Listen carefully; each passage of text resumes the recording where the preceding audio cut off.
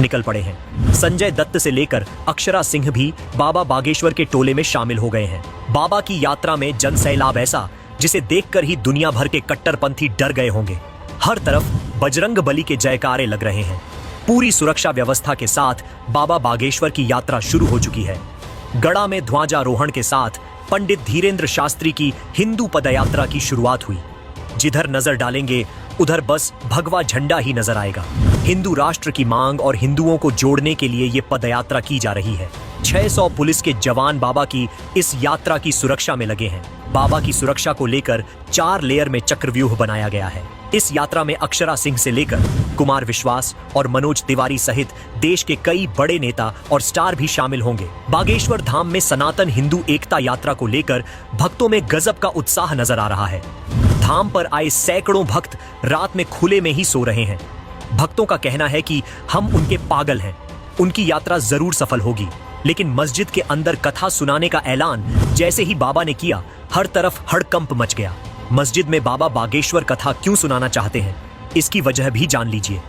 पंडित धीरेन्द्र कृष्ण शास्त्री ने कहा है कि भारत के मुसलमान हमें आदर के साथ बुलाएं तो हम यात्रा छोड़कर मस्जिद में कथा करेंगे।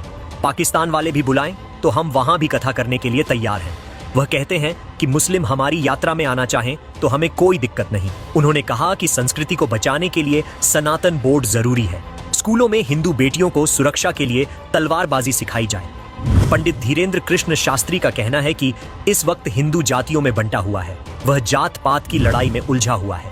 विश्व गुरु भारत तब बनेगा जब सभी लोग एक साथ मिलकर एनर्जी लगाएंगे। बाबा का कहना है अगर इस यात्रा में मुस्लिम और ईसाई आना चाहें तो भी दिक्कत नहीं है।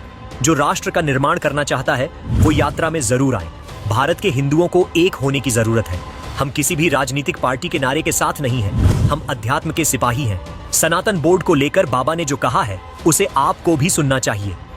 पंडित धीरेन्द्र कृष्ण शास्त्री कहते हैं कि जो 100 एकड़ के मालिक थे वो हजारों करोड़ों रुपए की जमीनों के मालिक हो गए। वो तो संसद को भी अपना बताते हैं। इस देश में उनकी नीति खत्म हो।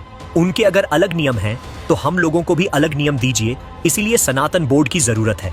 अपनी संस्कृति को बचाने के लिए सब कुछ करना है।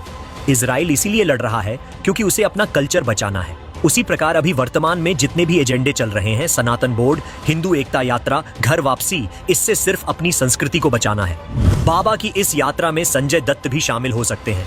इस खबर से पूरे बॉलीवुड में सनसनी फैली है, क्योंकि बॉलीवुड सनातन को बुरा दिखाने में कोई कसर नहीं छोड़ता। बाबा की यात्रा और बाबा के बयानों से खलबली मची हुई है, लेकिन आप इसे लेकर क्या सोचते हैं, कमेंट में बताइए। भगवा झंडे, हनुमान जी के जयकारे और सीएम का काल, बागेश्वर बाबा की पद यात्रा मचाएगी धमाल। मस्जिद में भी कथा करेंगे धीरेन्द्र शास्त्री, हिंदू बेटियों को सिखाएं तलवारबाजी। बाबा के ऐलान से भड़क गए मौलाना। सनातन बोर्ड क्यों जरूरी, बागेश्वर बाबा ने बताया। हिंदुओं का ऐसा हुजूम देख कट्टरपंथियों को पसीना आया। दिल्ली में धर्म संसद चल रही है और इसी बीच लाखों हिंदुओं को लेकर बाबा बागेश्वर निकल पड़े हैं। संजय